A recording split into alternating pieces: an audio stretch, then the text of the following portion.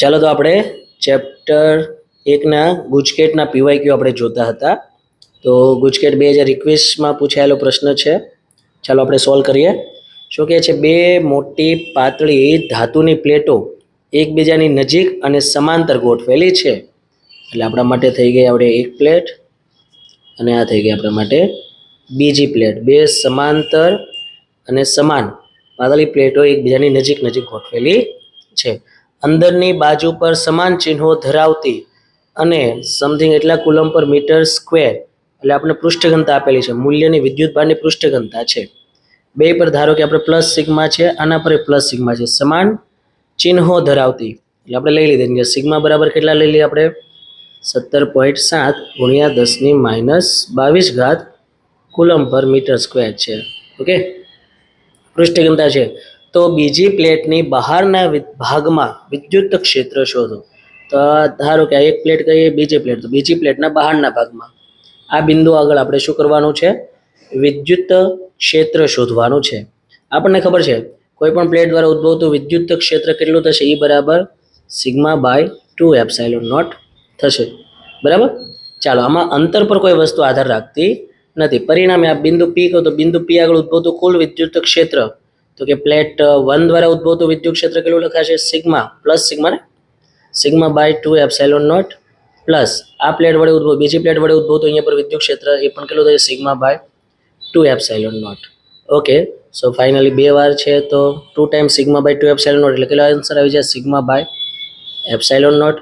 સિગ્માની value મૂકો તો કે આપણને ખબર છે આપેલી છે 17.2 ગુણ્યા 10⁻22 અને એપ્સાઇલોન નોટ આપણને એની વેલ્યુ ખ્યાલ છે 8.85 ગુણ્યા 10⁻12 થશે. બરાબર.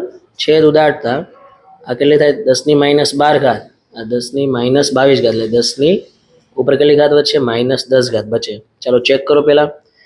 તો બધી જ બાજુ 10⁻10 છે. શૂન્ય ઓપ્શન આપણે કેન્સલ. જો એક પર પ્લસ અને એક પર માઇનસ વિદ્યુત ભાર હોતે તો શું થાય? અહીંયા પર પ્લસ વિદ્યુત ભાર છે એના દ્વારા ઉદ્ભવતું વિદ્યુત ક્ષેત્રની દિશા પ્લસ છે તો એના દ્વારા પણ ઉદ્ભવતા વિદ્યુત ક્ષેત્રની દિશા બહાર થાય. એટલે બંનેનો અહીંયા સરવાળો થયો. જો એક પર પ્લસ અને એક પર માઇનસ હોતે તો એક દ્વારા વિદ્યુત ક્ષેત્ર આ દિશામાં અને એક દ્વારા વિદ્યુત ક્ષેત્ર આ દિશામાં, તો પરિણામે જવાબ આપણે શૂન્ય થઈ જતે. બરાબર. અત્યારે શું છે? બંને પર ધન છે તો અંદરના ભાગમાં ઉદ્ભવતું વિદ્યુત ક્ષેત્ર આના દ્વારા આ દિશામાં, આના દ્વારા આ દિશામાં, તો અંદરના ભાગમાં પરિણામે વિદ્યુત ક્ષેત્ર શૂન્ય થાય. બહારના ભાગમાં ઉદ્ભવશે વિદ્યુત ક્ષેત્ર. ક્લિયર? ઓકે, તો અહીંયા 8.85 17.2 એપ્રોક્સિમેટલી આપણને આન્સર એનો મળે છે 2. તો પરિણામે આપણો આન્સર એ રહેશે 2 ગુણ્યા 10⁻10 ન્યૂટન પર કુલમ. આવા ઘણા બધા બીજા પણ પ્રકારના દાખલા હોઈ શકે. એમાં નિશાની મેં કીધું એમ ધ્યાનમાં રાખજો. બંને પર ધન વિદ્યુત ભાર હોય તો બહારના ભાગમાં વિદ્યુત ક્ષેત્ર ઉદ્ભવે. અચ્છા, બંને પણ ઋણ વિદ્યુત ભાર હોય તો પણ બહારના ભાગમાં વિદ્યુત ક્ષેત્ર ઉદ્ભવશે અને અંદરના ભાગમાં વિદ્યુત ક્ષેત્ર શૂન્ય. જો સમાન વિદ્યુત ભાર હોય તો બંને પર ધન ધન, બંને પર ઋણ ઋણ હોય તો, અને મૂલ્ય પણ સમાન હોય પૃષ્ઠઘનતાના. બરાબર. અને જો એક પર પ્લસ અને એક પર માઇનસ હોય તો માત્ર અંદરના ભાગમાં વિદ્યુત ક્ષેત્ર ઉત્પન્ન થાય છે, બહારના ભાગમાં વિદ્યુત ક્ષેત્ર કેવું થશે?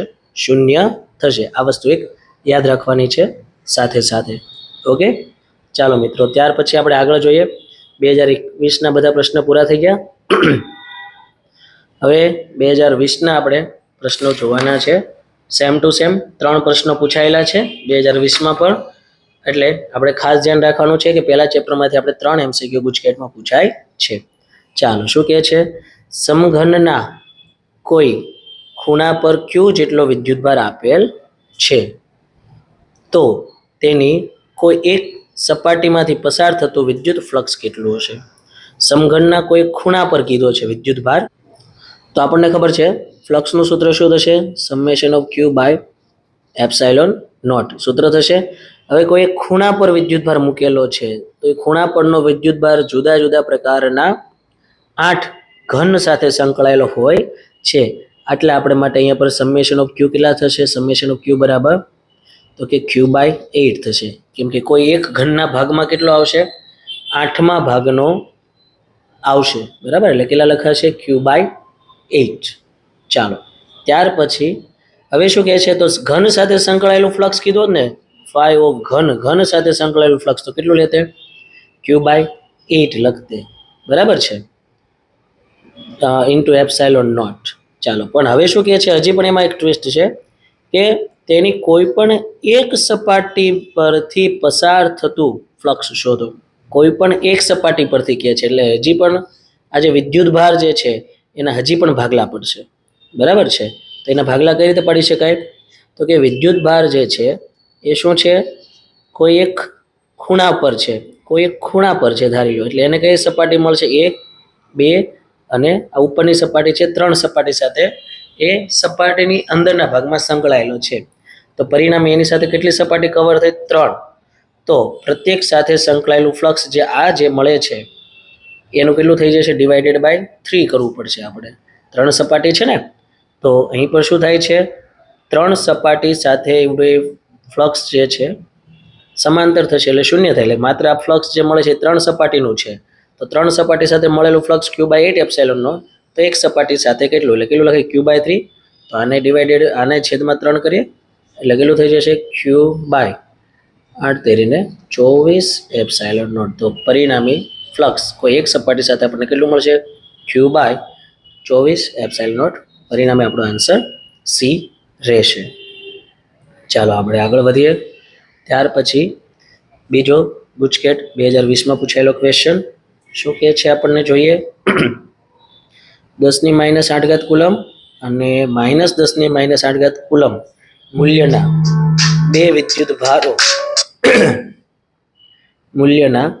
બે વિદ્યુત ભારો અનુક્રમે એકબીજાથી 0.1 મીટર અંતરે ગોઠવેલા છે. ચાલો, એક વિદ્યુત ભાર અહીંયા પર લઈ લઈએ, એટલો છે આ 10⁻8 કુલમ. બીજો વિદ્યુત ભાર અહીંયા લઈએ, -10⁻8 કુલમ છે.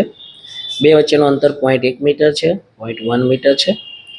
તો તેઓને જોડતી રેખાના કેન્દ્ર બિંદુ એટલે મધ્ય બિંદુ થયું, એ વિદ્યુત ક્ષેત્રનું મૂલ્ય કેટલું થશે? અહીંયા પર પરિણામે વિદ્યુત ક્ષેત્રની વેલ્યુ શોધવાની છે. તો 0.1 મીટર આખું ડિસ્ટન્સ છે, તો અહીંયાથી ડિસ્ટન્સ કેટલું થાય? તો કે ભાઈ 0.05, દેટ મીન્સ 5 × 10⁻² મીટર. અને સેમ ટુ સેમ અહીંયા પર કેટલું થશે? 5 × 10⁻² મીટર. ઓકે, 0.05 મીટર હે ને. અને 10⁻8 અહીંયા ધન વિદ્યુત ભાર છે. ધન વિદ્યુત ભાર વડે ઉદ્ભવતું વિદ્યુત ક્ષેત્ર અહીંયા કઈ દિશામાં થશે એ જુઓ. તો કે ધન વિદ્યુત ભાર વડે ઉદ્ભવતું અહીંયા વિદ્યુત ક્ષેત્રની દિશા થાય. ઋણ વિદ્યુત ભાર તો કે અંદર તરફ, તો એના દ્વારા પણ આ દિશા થાય. પરિણામે અહીંયા પર ઉદ્ભવતા વિદ્યુત ક્ષેત્રનો શું થશે? સરવાળો થશે. જો બંને પર ધન હોત ને તો અહીંયા શૂન્ય મળતે, બંને ઋણ હોય તો પણ અહીંયા શૂન્ય, તો દાખલો ગણવાની જરૂર જ ન રહે. એક ધન છે, એક ઋણ છે, એટલે વિદ્યુત ક્ષેત્રની દિશા ધન વડે બહારની તરફ હોય, આ દિશા થઈ. ઋણ વડે અંદરની તરફ, તો એના માટે પણ આ દિશા. પરિણામે આપણો આન્સર શૂન્ય આવશે નહીં. ચાલો, તો બંનેનો સરવાળો થશે. હવે આપણે સદિશ લખવાની જરૂર નથી. તો કે KQ/ સૂત્ર છે R² પ્લસ આના દ્વારા KQ/R², એટલે મલ્ટીપ્લાય 2 કરી દો. ચાલો, એટલે 2 × K ની વેલ્યુ થશે 9 × 10⁹. Q ની વેલ્યુ આપણને આપી છે 10⁻8. હવે એ મૂલ્યની વાત છે, એટલે પ્લસ માઇનસ લેવાની જરૂરિયાત નથી, જસ્ટ મૂલ્ય લ્યો. અંતર કેટલું થશે? સ્ક્વેર કરવાનો, એટલે 5 નો વર્ગ 25, 10⁻2 નો વર્ગ 10⁻4 કરવાનો રહેશે. હવે આનું સોલ્યુશન કરીશું તો આપણને સોલ્યુશનની અંદર 10⁻4 આન્સર મળે છે. કેટલો? 10⁻4. ઓકે, તો ઓપ્શન A, B અને C ત્રણેય છે. તો બાકીનાની કેલ્ક્યુલેશન કરીએ તો આપણને 7.2 આન્સર મળે છે. સો કેલ્ક્યુલેશન મિત્રો થોડીક જાતે કરતા રહેજો તો તમને ખ્યાલ આવશે. તો પરિણામે આપણો આન્સર ડી બને છે. પહેલાં હું ઘાત જોઉં છું, જો ઘાત આપણી વ્યવસ્થિત થઈ જાય તો ત્યાંથી આન્સર શક્ય બની શકે. પણ ગુજકેટની અંદર કેલ્ક્યુલેટર એલાઉડ છે, એટલે આપણે આમાં નીટના કોન્સેપ્ટ પર જશું નહીં, એટલે આખી કેલ્ક્યુલેશન કરવી પડશે. કેલ્ક્યુલેટર લેવાનું છે, એટલે તમે પણ કેલ્ક્યુલેટર લઈને આ કેલ્ક્યુલેશન કરશો તો આન્સર એટલો તમને મળી રહેશે. ઓકે, ચાલો આગળનો પ્રશ્ન જો. ચાલો નેક્સ્ટ ગુજકેટ 2020માં પૂછાયેલો પ્રશ્ન. ચાલો આ ત્રીજો છે ગુજકેટ 2020નો પ્રશ્ન. સમાન રીતે વિદ્યુત ભારિત એવા અનંત સમતલ પર, શું કહે છે? અનંત સમતલ છે, સમાન રીતે વિદ્યુત ભારિત છે, એની પૃષ્ઠ ઘનતા સિગ્મા છે અને તેની નજીક એક સાદો લોલક અધો દિશામાં લટકાવેલું છે. તો આવા ઘણા બધા MCQ સોલ્વ કર્યા હોય તો તમને ડાયરેક્ટ મગજમાં આકૃતિ કવર થઈ જશે કે એક અનંત લંબાઈનું સમતલ આ રીતે હોઈ શકે, જેના પર આપણી પાસે ધન વિદ્યુત ભાર ગોઠવી દઈએ. સમાન પૃષ્ઠ ઘનતા ધરાવે, જેની પૃષ્ઠ ઘનતા સિગ્મા છે. એની નજીક એક સાદું લોલક અધો દિશામાં લટકાવ્યું છે. અહીંયા પર શું છે? એક સાદું લોલક દર્શાવ્યું છે, આ રીતે લટકાવેલું છે અહીંયાથી. અને ધાતુના ગોળા પર Q0 જેટલો વિદ્યુતભાર આપ્યા પછી શિરોલંબ દિશા સાથે થીટા ખૂણો બનાવે છે. એટલે આપણું લોલક ત્યાંથી અપાકર્ષણના રીતે આ રીતે વહી જશે. બાળકો ઘણા બધા MCQ સોલ્વ કરશો તો તમને એવા આના પ્રકારના MCQ મળી રહેશે. એટલે ડાયરેક્ટ આપણી આકૃતિ બની જાય છે. નહીતર આની અંદર આકૃતિ વિચારતા જ આપણે લાંબો સમય લાગી જશે. બરાબર, કે ભાઈ સમતલ કઈ રીતે લેવાનું છે, એની સાથે સાદું લોલક કઈ રીતે છે, શું કહેવા માંગે છે, ઘણા MCQ આવા આપણી પાસે છે. એટલે આપણે ડાયરેક્ટ આકૃતિ તૈયાર થઈ ગઈ છે. તો આપણે ખૂણો થીટા છે, તો થીટાની વેલ્યુ આપણે શોધવાની છે. સર્વપ્રથમ આના પર વિદ્યુતભાર છે, ધન વિદ્યુતભાર પૃષ્ઠ ઘનતા સિગ્મા છે. આના પર Q0 વિદ્યુતભાર છે, એટલે અપાકર્ષણ થશે. અને આ દિશામાં આપણને બળ લાગશે Q0 E જેટલું. હવે E એટલે આપણને ખબર છે, ઉદ્ભવતું વિદ્યુત ક્ષેત્ર E is equal to sigma by 2 epsilon naught થશે. આ વસ્તુ યાદ રાખીશું. તો અહીંયા પર લખીશું Q0 into sigma by 2 epsilon naught, જે આ દિશામાં લાગે છે. ચાલો, તો આ દિશામાં આપણને તણાવ બળ T મળે. તો ટીના આપણે બે, અને અહીંયા વજન બળ, આનું દળ આપણને આપ્યું નથી, પરંતુ નીચે તરફ કયું વજન બળ? mg લાગશે. તો આ બાજુ T હોય તો એના બે સદિશ પાડીએ આપણે. એક આપણો આ સદિશ મળે, બીજો આપણો આ સદિશ થશે. બીજા ચરણમાં આવે છે, અહીંયાથી આમ ઝેડ બને છે, તો પરિણામ આપણો ખૂણો આ થીટા થશે. તો આ બાજુ આપણા માટે T cos થીટા, અને આ બાજુ શું થશે? T sin થીટા થશે. તો આપણને શું કહે છે? થીટા ખૂણો બનાવે છે. તો ઓકે, તો એના માટેની આપણી આકૃતિ છે. હવે આપણે રિલેશન શોધવાનું છે સિગ્મા Q0 અને થીટા વચ્ચેનું. જો દરેકમાં એવું છે, સિગ્મા થીટા અને Q0 વચ્ચેનું રિલેશન આપણે ફાઇન્ડ આઉટ કરવાનું છે. આમાં ચેક કરો, ટેન થીટા છે, ટેન થીટા છે, ટેન થીટા છે, કોટ થીટા છે. મતલબ આપણે એમાં કોટ અથવા તો ટેન થીટા લાવવાની કોશિશ કરવાની છે. તો એ કમ્પેરિઝન કરીએ. T sin થીટા બરાબર કેટલા છે? તો કે ભાઈ T sin થીટા બરાબર QE, મતલબ કે Q0 sigma by 2 epsilon not છે. અને T cos થીટા બરાબર mg થાય છે. T cos થીટા બરાબર mg. ઓકે, બંનેનો ગુણોત્તર લઈ લઈએ આપણે. તો આપણી પાસે શું વધશે? tt કેન્સલ, sin થીટાના છેદમાં cos થીટા, એટલે આપણી પાસે આવ્યું tan theta. tan theta is equal two Q0 sigma ના છેદમાં 2 એપ્સાઇલોન નોટ mg બને છે. બરાબર છે. તો આના અનુસંધાનમાં આપણને કોઈ એક ઓપ્શન સિલેક્ટ કરવાનો કહે છે. તો ચેક કરો, આની અંદર જો આની અંદર થશે સિગ્મા જોતા છે આપણે, દરેક જગ્યાએ સિગ્મા બાજુ રાખેલા છે. બરાબર, આપણે સિગ્માને કરતા બનાવીએ. તો એના પછીનું સ્ટેપ હું અહીંયા લખું છું. તો કે ભાઈ ten theta into 2 epsilon mg ના છેદમાં Q0 ઇઝ ઇક્વલ ટુ આપણને બને છે સિગ્મા. તો આની અંદર આપણી પાસે રિલેશન બને છે એના મત મુજબ અહીં પર ઓપ્શન સી અને ઓપ્શન બી ચેક કરો, બંને આપણી પાસે બંધ બેસતા આવે છે. કે ભાઈ ઓપ્શન સી જે છે એમાં પણ sigma proportional two ten theta, આમાં પણ sigma is proportional two ten theta. આમાં વ્યસ્ત પ્રમાણ છે, આ કેન્સલ થયો, આ પણ આપણી પાસે કેન્સલ થયો છે. ચાલો, આપણી પાસે બે ઓપ્શન છે. હવે આપણે પ્રોપોર્શનાલિટી જોવાની છે. તો કોની કોની વચ્ચે જો ભાઈ સિગ્મા વધે તો શું થશે? એંગલ થીટા વધે. આની પૃષ્ઠ ઘનતા વધશે તો E વધે. તો એંગલ શું થાય છે? વધે છે. પણ એની સાથે સાથે આપણે Q0 જે છે, આના પરનો વિદ્યુત ભાર છે, એમાં કોઈ ફેરફાર થતો નથી. એટલે જેમ સિગ્મા વધે એમ થીટા વધે છે, Q0 માં કોઈ ફેરફાર થતો નથી. પરિણામે આપણે ઓપ્શન કેન્સલ કરીએ છીએ. બંને સાચા આપણે કહેવાશે નહીં. ઘણા બાળકો કહે છે કે બંને ભાઈ વિકલ્પ એક સરખા છે, પણ એવું નહીં બને. સિગ્મા વધે છે એમ ટેન થીટામાં થીટા વધે છે, એટલે ટેન થીટા વધે, પણ Q0 માં કોઈ ફેરફાર થતો નથી. પરિણામે આપણે જે બી વિકલ્પ છે ઇગ્નોર કરીએ છીએ અને સી વિકલ્પને આપણે ફાઇનલ આન્સર જાહેર કરીએ છીએ. ક્લિયર? આના પહેલા એક પ્રશ્ન આવ્યો હતો જેમાં આપણે બે આન્સર આપેલા હતા. આના જેવો પ્રશ્ન કહેવાશે નહીં. ઓકે, આગળ વધીએ. ચાલો, 2019 ગુજકેટમાં પૂછાયેલો પ્રશ્ન. 4 કુલમ અને -2 કુલમ વિદ્યુતભાર ધરાવતા ધાતુના બે સમાન ગોળાઓ છે, એકબીજાથી અમુક અંતરે રહેલા છે. ચાલો તો લઈ લઈએ કે ભાઈ આર અંતરે છે. ચાલો બે ગોળાઓ છે, આપણે રકમ વાંચતા જશું અને સાથે સાથે આકૃતિ માઇન્ડમાં જે ક્રિએટ થાય છે એ દોરતા જશું. આના પર 4q વિદ્યુતભાર લઈ લઈએ અને આના પર -2q વિદ્યુતભાર લઈ લઈએ. અમુક અંતરે છે એટલે આપણે ધારવા પડશે કે આર અંતરે છે. તેમની વચ્ચે બળ F લાગે છે, તો લાગતું બળ F = કેટલા થશે? 4q × 2q, મૂલ્યની જ વાત કરીએ, ના છેદમાં r². ધેટ મીન્સ 8q² જેટલું બળ થાય છે. બરાબર. ચાલો હવે તેમને વાહક તારથી જોડી અને ફરીથી પાછા છૂટા પાડવામાં આવે છે અને પહેલા કરતાં અડધા અંતરે મૂકવામાં આવે છે. હવે વાહક તારથી જ્યારે જોડવામાં આવે ત્યારે શું થશે? બંનેના વિદ્યુતભારનો સરવાળો અને ડિવાઇડેડ બાય 2 થશે, કેમ કે સમાન ગોળાઓ છે અને સમાન ધાતુના છે એટલે બંને પર વિદ્યુતભારની સમાન વહેંચણી થશે. કુલ વિદ્યુતભાર આપણી પાસે કેટલો થશે? એક પર 4q, બીજા પર -2q. બરાબર.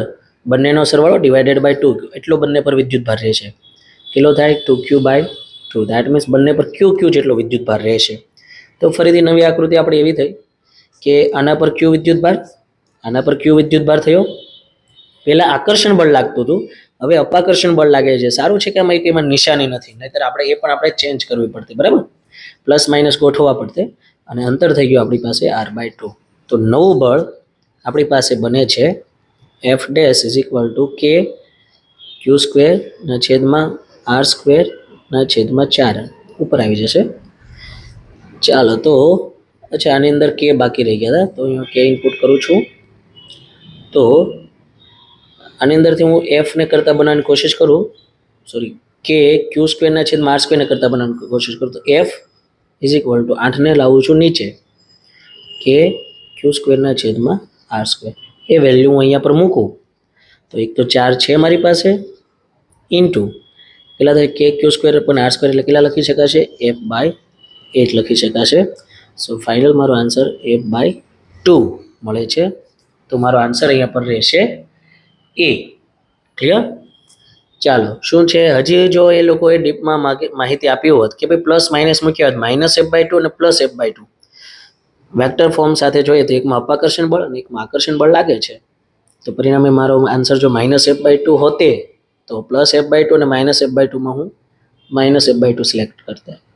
ક્લિયર? પણ અહીંયા પર આપણને ખાલી મૂલ્યની વાત કરી છે, લાગતું બળ, દિશા વિશે કોઈ વાત કરી નથી, એટલે આપણે F/2 આન્સર સિલેક્ટ કરીએ છીએ. દિશા સાથે ધ્યાનમાં લેવાનું કીધું નથી. ઓકે, ચાલો નેક્સ્ટ. ગુજકેટ 2019માં પૂછાયેલા MCQ પર જઈએ આપણે. એક નિયમિત ષષ્ઠકોણ આપેલા છે, તો ષષ્ઠકોણની વાત કરીએ. ઓકે, ષષ્ઠકોણ છે એના 5 શિરોબિંદુ પર દરેક પર 1 માઇક્રોકુલમ વિદ્યુતભાર. ષષ્ઠકોણને 6 શિરોબિંદુઓ હોય છે. આપણે ષષ્ઠકોણ દોરવાની કોશિશ કરીએ. આ થઈ ગયો આપણો ષષ્ઠકોણ. ચાલો, તો ષષ્ઠકોણ 6 શિરોબિંદુ હોય પણ 5 શિરોબિંદુ પર 1 માઇક્રોકુલમ વિદ્યુતભાર છે. 1, 2, 3, 4 અને 5 બિંદુ પર કેટલો છે? 1 માઇક્રોકુલમ. દરેક પર 1 માઇક્રોકુલમ જેટલો વિદ્યુતભાર છે. તો શું કહે છે? દરેક બાજુની લંબાઈ 1 મીટર છે. આ બધાની લંબાઈ 1 મીટર છે. આની લંબાઈ 1 મીટર, આની લંબાઈ 1 મીટર. તો ષષ્ઠકોણની દરેક બાજુની લંબાઈ 1 મીટર છે, તો તેના કેન્દ્ર પર વિદ્યુત ક્ષેત્ર કેટલું થાય?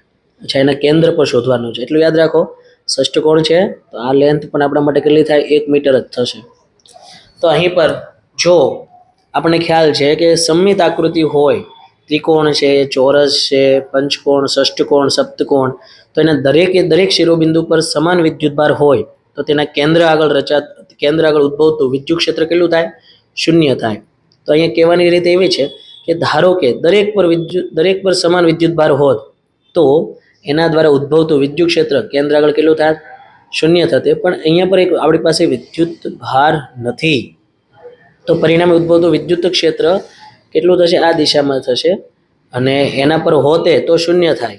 બરાબર. તો ત્યાંના દ્વારા અહીંયા પર ઉદ્ભવતું વિદ્યુત ક્ષેત્ર કેટલું થાય? કે q/r² જેટલું હોત ને, એટલું આ બસ ઇલેક્ટ્રિક ફિલ્ડ લાગતે તો 0 થઈ જતે. તો પરિણામે આ બધા દ્વારા લાગતું વિદ્યુત ક્ષેત્ર ઉત્પન્ન થતું આ દિશામાં હશે. બરાબર. કે જેના આના અભાવના દ્વારા અહીંયા હોત તો અહીંયા 0 થતે, તો આના અભાવના દ્વારા અહીંયા પર ઉદ્ભવતું એટલે એના મૂલ્ય જેટલું થાય ને, એટલું થશે કે q/r² જેટલું થાય.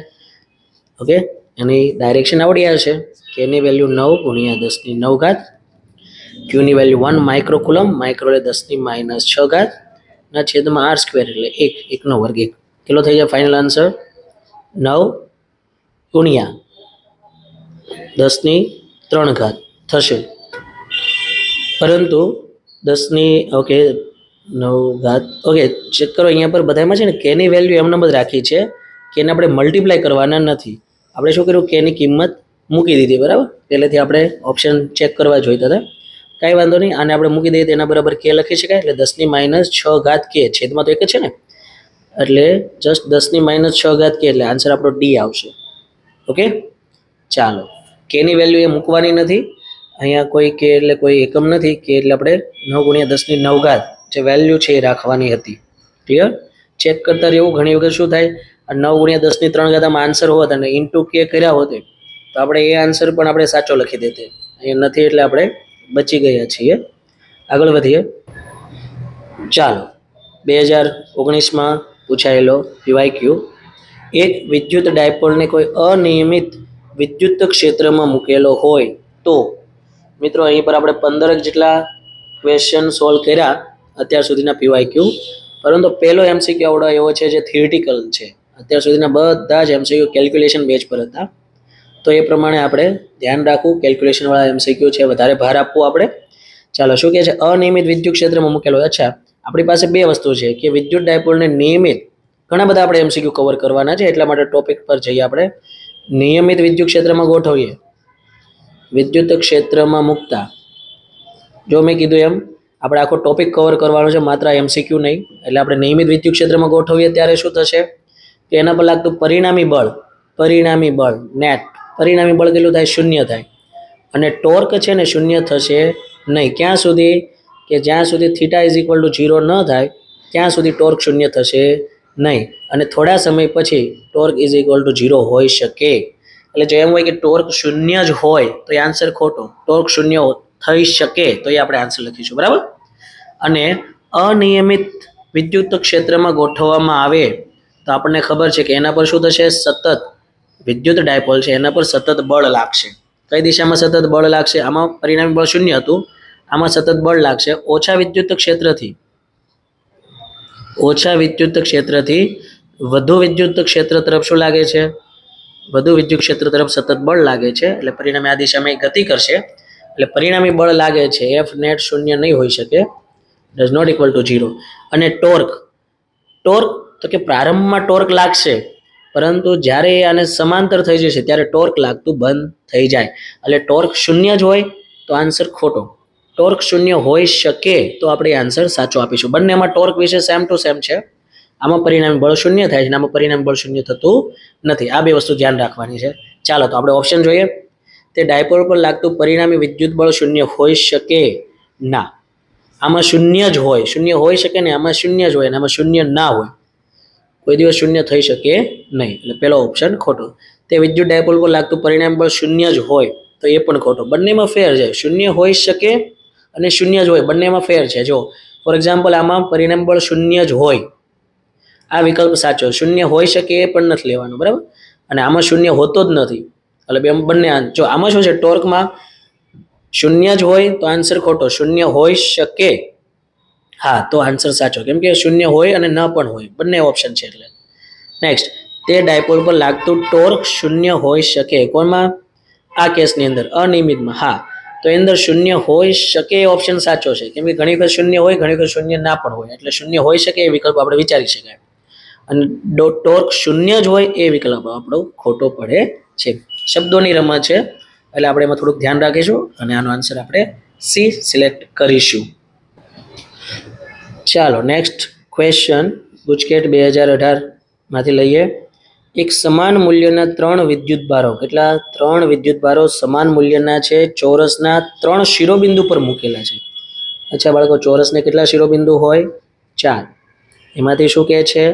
3 શિરોબિંદુ પર જ વિદ્યુત ભાર ગોઠવેલો છે, સમાન મૂલ્યના છે. આપણે ક્યુ લઈ લઈએ. ક્યુ લઈ લઈએ. ચાલો, સમાન મૂલ્ય છે. આના પર ક્યુ ધારો કે આના પર ક્યુ છે ને આના પર ક્યુ છે. Q1 અને Q2 વચ્ચે લાગતું બળ F12 છે. આને આપણે કહી દઈએ Q1, આને કહી દઈએ Q2. અને આને કહી દઈએ આપણે Q3. તો Q1 અને Q2 વચ્ચે લાગતું બળ કેટલું છે? F12 છે. તો F12 ની વેલ્યુ કેટલી થાય? તો કે F12 is equal two K અને Q ઇન્ટુ Q સ્ક્વેર ના છેદમાં અંતર કેટલું થશે? ધારો કે R લઈ લઈએ તો R સ્ક્વેર છે, તો એટલું મૂલ્ય થાય. અને Q1 અને Q3 વચ્ચે લાગતું બળ F13 છે. આ બંને વચ્ચે લાગતું બળ, તો આ અંતર કેટલું થઈ જાય? √2R. તો એના વચ્ચે લાગતું બળ F13 કેટલું થઈ જાય? K વિદ્યુત ભાર તો Q ઇન્ટુ Q સ્ક્વેર, તો આનો અંતરનો વર્ગ એટલે √2 નો સ્ક્વેર થશે 2, R નો વર્ગ R સ્ક્વેર એટલું થાય. તો F13 અને F12 નો ગુણોત્તર, F13 અને F12 નો ગુણોત્તર કેટલો થશે? ચાલો, તો F13 એટલે આ વેલ્યુ ના છેદમાં એટલે શું થશે? આનામાં 1/2 રહેલા છે, બાકી બધા સ્ટેપ ઉડી જશે. તો પરિણામે આપણો આન્સર A થશે. ક્લિયર? ગુણોત્તર લેવામાં ધ્યાન રાખવું. F13 ના છેદમાં F12 આ રીતે આપણને ગુણોત્તર પૂછેલો છે. જો ઉલટાવેલો હોત ગુણોત્તર તો આપણો આન્સર બદલાઈ જાય, 2 થઈ જશે. ઓકે,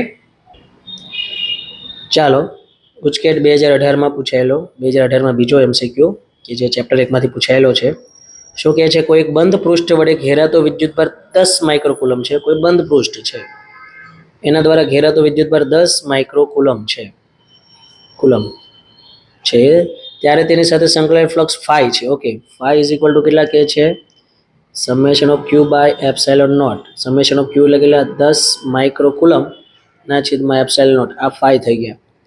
હવે આ R ત્રિજ્યાની પૃષ્ઠની અંદર બીજો એક વિદ્યુતભાર 10 માઇક્રોકુલમનો દાખલ કરવામાં આવે. આ ધન છે, આ ધન છે, એટલે સેકન્ડ કેસમાં શું કે હજી 10 માઇક્રોકુલમ એડ કર્યા. તો આ પૃષ્ઠ સાથે સંકળાયેલ ફ્લક્સ કેટલું થાય? તો ટોટલ વિદ્યુતભાર કેટલો થઈ ગયો? 20 માઇક્રોકુલમ. એટલે આ સમેશન ઓફ Q કેટલા થશે? 20 માઇક્રોકુલમ ના છેદમાં એપ્સાઇલોન નોટ.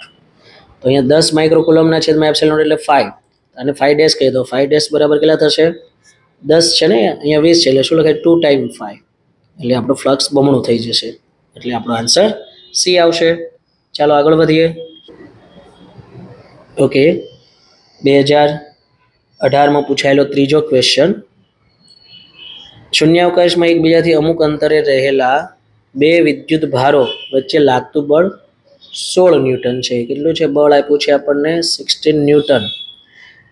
જો આ જ બે વિદ્યુત ભારોને એટલા જ અંતરે 8 જેટલો ડાઇલેક્ટ્રિક અચળાંક, ડાઇલેક્ટ્રિક અચળાંક વાળો કોન્સેપ્ટ આપ્યો છે, ધરાવતા માધ્યમમાં મૂકવામાં આવે તો તેમની વચ્ચે લાગતું નવું વિદ્યુત બળ F ડેશ આપણે શોધવાના છે. અને ડાઇલેક્ટ્રિક અચળાંક આપણને આપ્યા છે 8. પ્રારંભમાં હતું શૂન્યાવકાશ, તો આપણને ખબર છે F ડેશ બરાબર કેટલા થશે? F by K. F છે આપણા પાસે 16 ના છેદમાં 8, બરાબર આપણો આન્સર આવશે 2 ન્યૂટન. નવું બળ કેટલું લાગશે? 2 ન્યૂટન જેટલું હશે. આ રીતે મિત્રો ગુજકેટની અંદર પહેલા ચેપ્ટરમાં 3 MCQ દરેક વખતે આવેલા છે. નેક્સ્ટ 2017માં પૂછાયેલો ગુજકેટના ક્વેશ્ચનો જોઈએ. સજાતીય વિદ્યુત ભાર અને સમાન પૃષ્ઠ વિદ્યુત ભાર સિગ્મા વાળા બે પાતળા અનંત પરિમાણવાળા સમાંતર સમતલોની વચ્ચે તથા તેમની બહાર વિદ્યુત ક્ષેત્રની તીવ્રતા કેટલી હશે? શું કહે છે? આપણી પાસે બે સમતલ છે, સજાતીય વિદ્યુત ભાર છે, એટલે સમાન વિદ્યુત ભારો છે. એટલે આના પર ધારો કે પૃષ્ઠ ઘનતા પ્લસ સિગ્મા લઉં તો આના પર કેટલી રાખવાની? મારે પ્લસ સિગ્મા રાખવાની. બંને પર ધન વિદ્યુત ભાર, બરાબર. સજાતીય એટલે સમાન પ્રકારના, વિજાતીય હોય તો જુદા જુદા પ્રકારના. પૃષ્ઠ ઘનતા સિગ્મા છે. બે પાતળા અનંત પરિમાણવાળા સમતલો છે, તો તેમની વચ્ચેના સમતલોની વચ્ચેના ભાગમાં ઉદ્ભવતું વિદ્યુત ક્ષેત્ર કેટલું હશે?